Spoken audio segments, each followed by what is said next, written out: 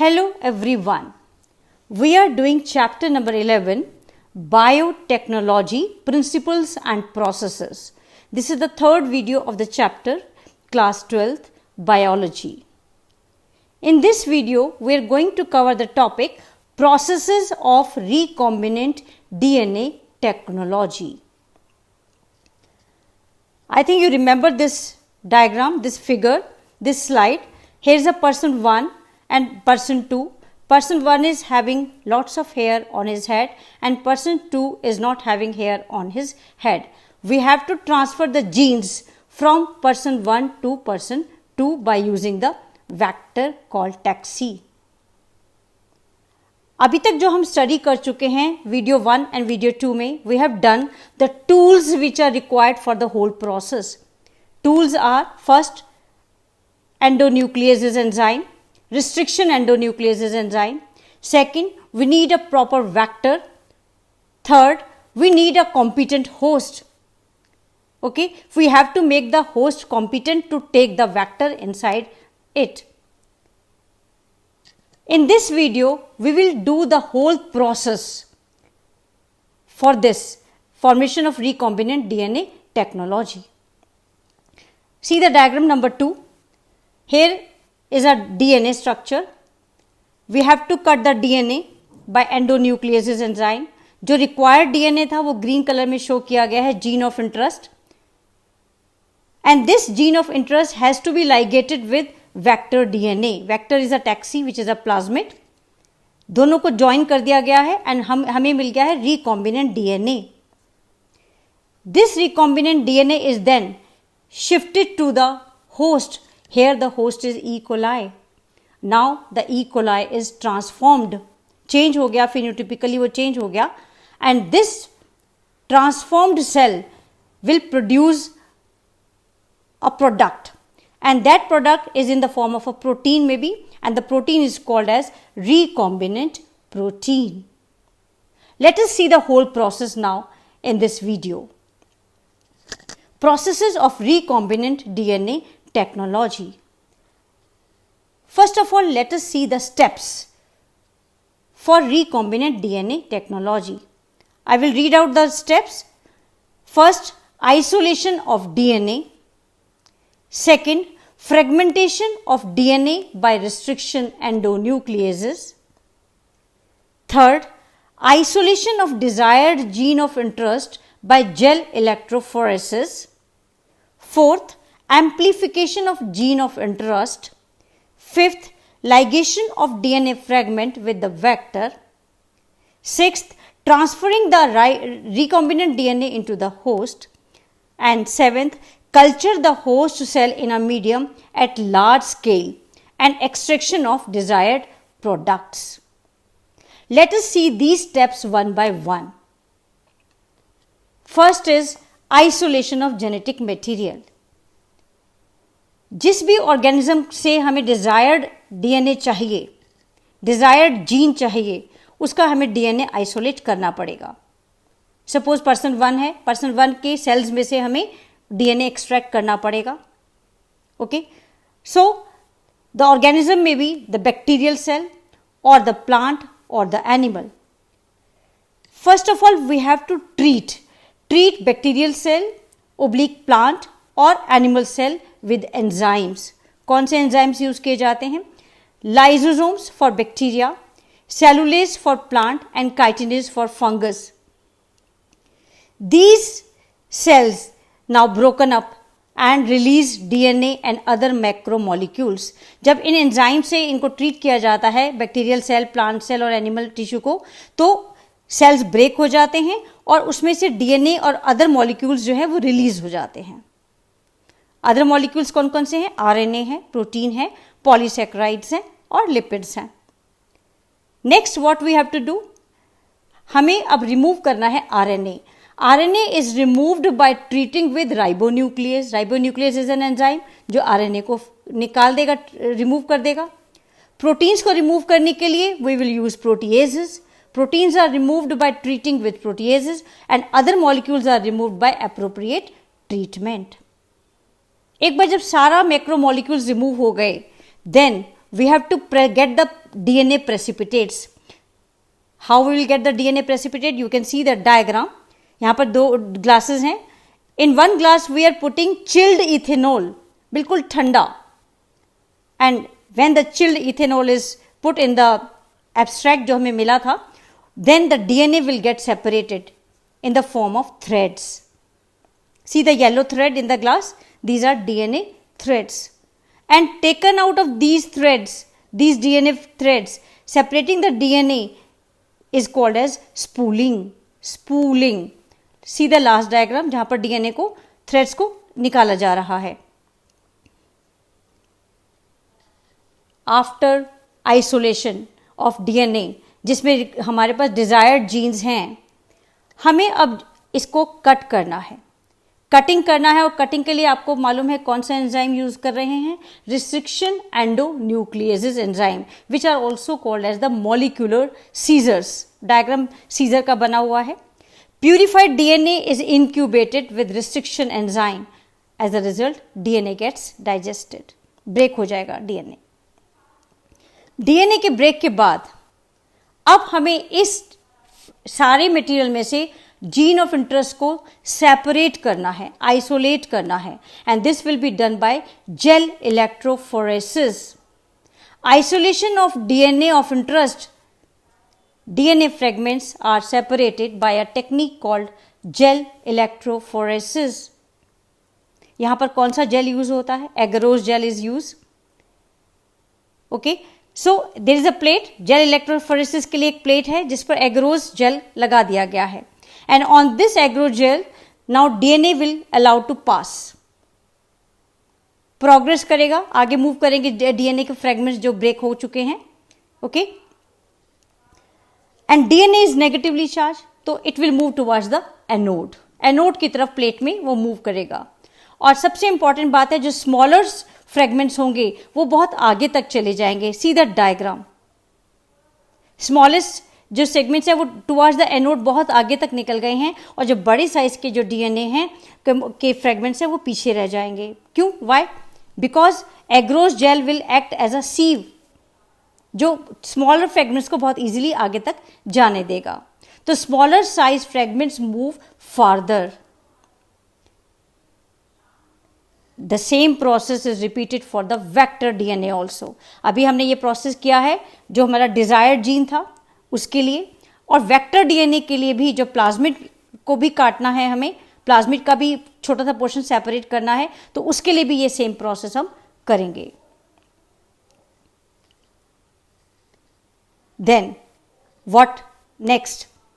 जब DNA fragments हमें मिल गए but we were not able to see them, for seeing them properly we have to make a colour band. और colour band कैसे बनाए जाएंगे? By using a stain ethidium bromide. Remember this stain. Ethidium bromide से bright orange colour के bands हमें दिखने लगेंगे, और उसको देखने के लिए अल्ट्रावायलेट रेडिएशंस का यूज किया जाता है. तो अब हमारे पास इस प्लेट के ऊपर अल्ट्रावायलेट रेडिएशंस से देखने के बाद हमें डीएनए के फ्रेगमेंट्स दिखने लगेंगे. और अब जो हमारा रिक्वायर्ड डीएनए है उसको हम कट कर लेंगे from the agarose gel, and this is called as elution. DNA bands are cut from agarose gel. This is called as elution. तो हमें रिक्वायर्ड डीएनए जीन भी मिल गया और हमें वेक्टर भी मिल गया.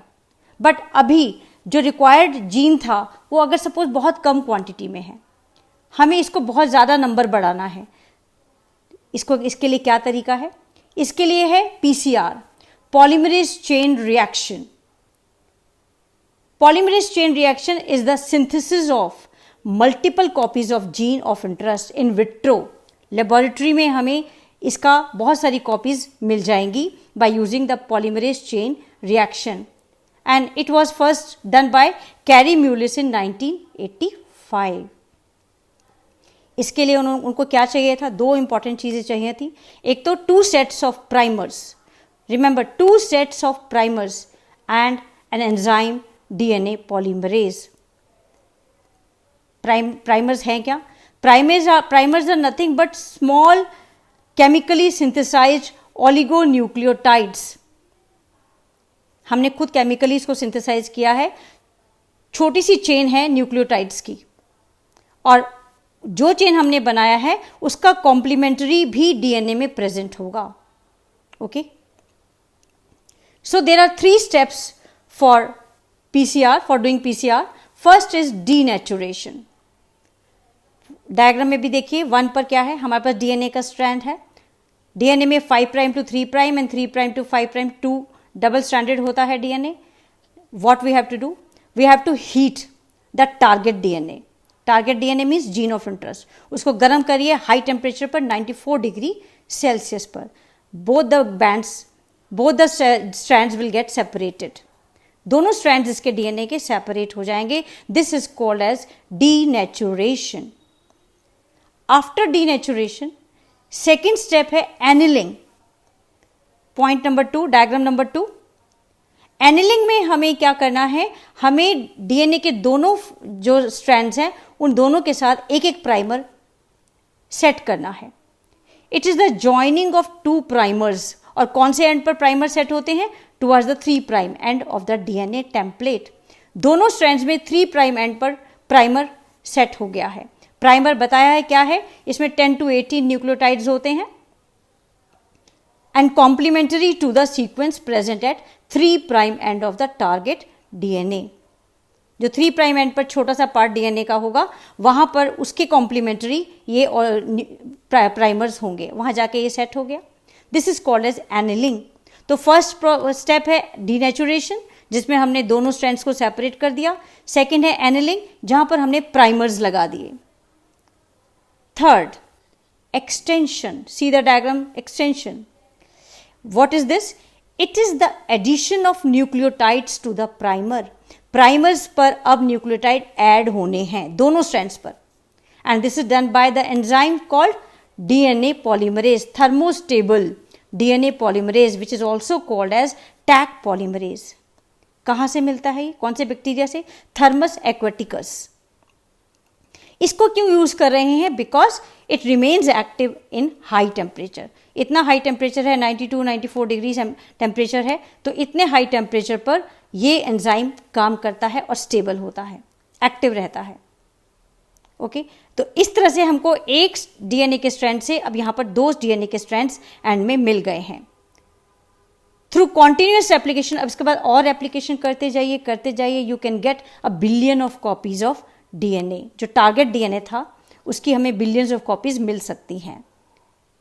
नेक्स्ट स्टेप क्या है, अब हमें इस डीएनए ऑफ इंटरेस्ट को लाइगेट करना है with the vector.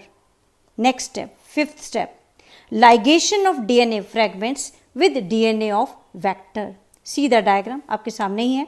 Vector DNA भी ब्रेक हो चुका है, जो जीन ऑफ इंटरेस्ट है वो भी हमारे साथ है, दोनों को ज्वाइन करना है. And this is done by the enzyme ligase enzyme, DNA ligases.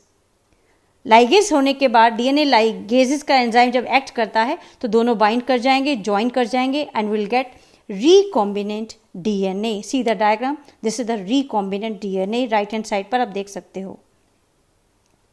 Okay, तो लाइगेशन हो गया, हमें रिकॉम्बिनेंट डीएनए मिल गया है. नेक्स्ट, अब इस रिकॉम्बिनेंट डीएनए को कहाँ जाना है, होस्ट सेल में. ओके, तो यहाँ पर बहुत सारे मेथड्स हैं जो लाइगेटेड डीएनए को रेसिपिएंट सेल्स में या होस्ट सेल में भेज सकते हैं. हमने वीडियोस में देखा है, सेकेंड वीडियो में जो देखा था इसमें हमने माइक्रो इंजेक्शंस की हेल्प से हम सीधा डायरेक्टली न्यूक्लियस में जो होस्ट ऑर्गेनिज्म है उसके न्यूक्लियस के अंदर सेल के हम डायरेक्टली डाल सकते हैं, या हम यूज़ कर सकते हैं बायोलिस्टिक गन का प्लांट्स के अंदर, और या हम यूज़ कर सकते हैं डिसआर्म्ड वेक्टर्स का for sending this ligated DNA to the host cells. नीचे का डायग्राम देखिए, यहाँ पर एक रिकॉम्बिनेंट प्लाज्मिड है, डीएनए प्लाज्मिड है, और ई कोलाई में इसको डाला गया है. जब ई कोलाई में चला गया तो ये क्या बन गया, ट्रांसफॉर्म्ड हो गया. ये this is the transformed cell. But इसमें सारे सेल्स ट्रांसफॉर्म नहीं होते, कुछ नॉन ट्रांसफॉर्म्ड भी रह जाते हैं. तो अब ट्रांसफॉर्म्ड एंड नॉन ट्रांसफॉर्म्ड में कैसे सिलेक्शन कराए जाएंगे, एम्पिसिलिन रेजिस्टेंट जीन से. अब एम्पिसिलिन डाल दीजिए मीडियम में. अब जो एम्पिसिलिन होगा वो नॉन ट्रांसफॉर्म को किल कर देगा और ट्रांसफॉर्म्ड की कॉलोनी बन जाएगी. तो हमें बहुत सारी कॉलोनी ये ट्रांसफॉर्म्ड सेल्स की मिल जाएगी. So this is the insertion of recombinant DNA into the host cell और द ऑर्गेनिज्म। सेल के अंदर डालना है या ऑर्गेनिज्म में डालना है, ये डिफरेंट मेथड से किया जा सकता है। After this obtaining the foreign gene product, अब जो डीएनए था, रिकॉम्बिनेंट डीएनए जो था, होस्ट सेल में पहुंच चुका है। बट बेसिक एम क्या था हमारा, अल्टीमेट एम क्या था? To make the desirable protein. हमारा the ultimate aim of recombinant DNA technology is to produce desirable protein. Protein तो बने, तो वो प्रोटीन का नाम क्या होगा जो बनता है? वो होता है recombinant protein. See the diagram, target gene है, टारगेट जीन से हमने रिकॉम्बिनेंट डीएनए बना दिया, रिकॉम्बिनेंट डीएनए को होस्ट सेल में डाल दिया और होस्ट सेल अब रिकॉम्बिनेंट प्रोटीन बना देगा। सो राइट हैंड साइड पर देखिए, host with recombinant DNA will form protein called as recombinant protein. Clear? This recombinant protein in the laboratory can be formed by the following process। क्या करते हैं laboratory के अंदर? Cells with foreign genes can be grown in laboratory. कैसे grow करें इनको laboratory के अंदर? जो फॉरेन जीन्स के साथ जो सेल्स हैं, इनको एक कल्चर में मीडियम में डाल दिया जाता है, जो कॉन्टिन्यूअस कल्चर मीडियम है in laboratory. Continuous culture medium का मतलब है जहां फ्रेश मीडियम सॉल्यूशन आता जा रहा है और यूज मीडियम को ड्रेन आउट करते जा रहे हैं। इसमें वो सेल्स बहुत ज़्यादा क्वांटिटी में ग्रो करने लगेंगे, large number of cells will be formed and desired recombinant protein will form. This is for the laboratory purpose और for the purpose if we want a small quantity of protein और for the research work basically. Okay, but अगर हम इसको large quantity में चाहिए then what we have to do? This is again a diagram, ray diagram है ये आपके सामने, किस तरह से लेबोरेटरी में काम किया जाता है, कैसे इनके सेल्स का नंबर इंक्रीज किया जाता है जो टारगेट डीएनए को लेकर चल रहे हैं सेल्स, ट्रांसफॉर्म्ड सेल्स हैं ये। Cells with foreign DNA, recombinant DNA इनके पास है, इसको मीडियम में डाला गया जहां पर कॉन्टिन्यूअस कल्चर मीडियम है, जहां फ्रेश मीडियम एंटर हो रहा है और यूज मीडियम को ड्रेन आउट कर रहे हैं। Large number of cells are formed and desired recombinant protein will form. Okay, this is in small quantity for the research purposes. But if we want it in a large scale, then we have to use the bioreactors. What are bioreactors? These are the vessels in which raw material are biologically converted into specific product.